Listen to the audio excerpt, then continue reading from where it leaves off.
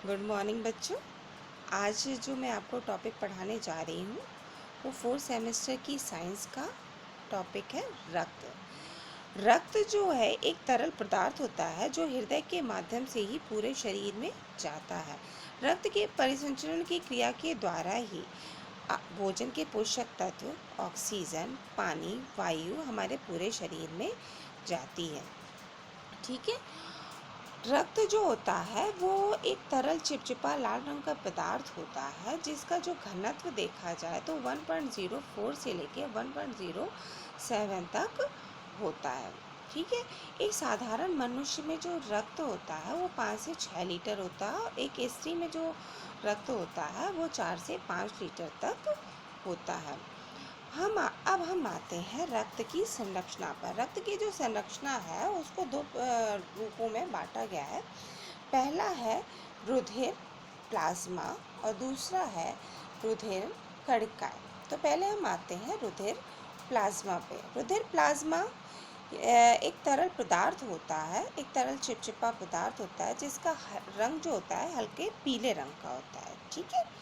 इस तरल पदार्थ में ही रुधिर कणिकाएं जो होती हैं वो तैरती रहती है। रुधिर कणिकाएं यानी कि जो आरबीसी हैं, डब्ल्यूबीसी हैं, प्लेटलेट्स जो है वो तैरते रहते हैं।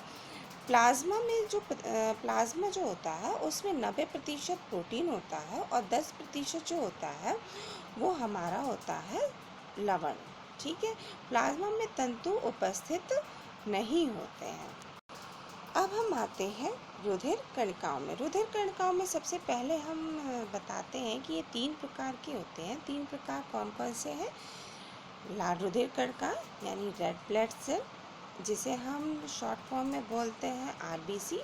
दूसरा है हमारा श्वेत रक्त कणिका वाइट ब्लड सेल, जिसे हम शॉर्ट फॉर्म में ही बोलते हैं डब्ल्यूबीसी। फिर तीसरा आ जाता है हमारा प्लेटलेट्स या थ्रोम्बोसाइट। तो हम स्टार्ट करते हैं सबसे पहले लाल रुधिर कणिकाओं से।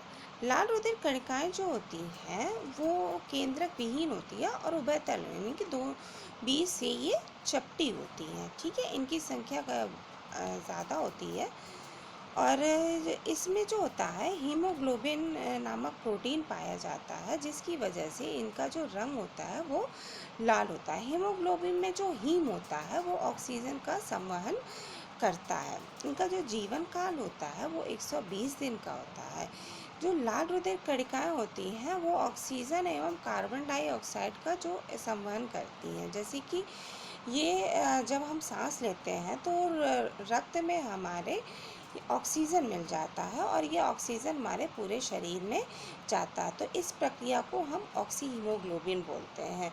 इसी प्रकार हमारे पूरे शरीर में जो कार्बन डाइऑक्साइड होता है वो रुधिर के माध्यम से वो हमारे फेफड़ों द्वारा वो बाहर निकल जाता है, जिसे हम कार्बोक्सी हीमोग्लोबिन बोलते हैं।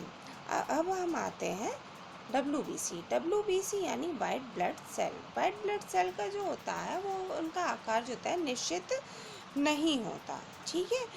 इनका निश्चित नहीं होता है, ये इनमें केंद्रक पाया जाता है। इनका जो जीवन काल होता है वो 24 से 30 घंटे के अंतराल का होता है। ये जो डब्ल्यूबीसी होता है इसको हम लोग बॉडीगार्ड बोलते हैं। बॉडीगार्ड क्यों बोलते हैं? क्योंकि ये जो शरीर में रोगाणु होते हैं, रोग होते हैं, उनसे लड़ने के लिए क्षमता उत्पन्न करता है, इसलिए हम इसे बॉडीगार्ड बोलते हैं। इसका जो निर्माण होता है वो अस्थिमज्जा प्लीहा लसिका में होता है। ठीक है। अब हम आ जाते हैं प्लेटलेट्स। प्लेटलेट्स का जो होता है हमारा, ये इनका जो आकार होता है वो निश्चित नहीं होता।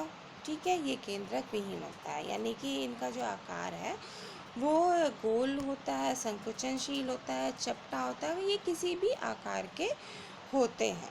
ये जो एक मनुष्य है उनके शरीर में 2 से 5 लाख प्रति क्यूबिक में 2 से 5 लाख प्रति क्यूबिक में ये पाए जाते हैं।